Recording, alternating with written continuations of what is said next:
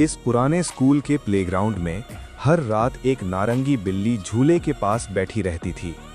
बिना हवा के झूला खुद ब खुद हिलता रहता, जैसे कोई उस पर बैठा हो।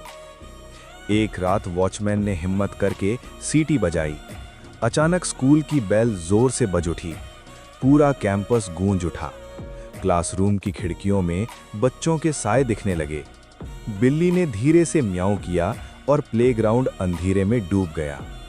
सुबह वॉचमैन जिंदा था, पर बोल नहीं पा रहा था।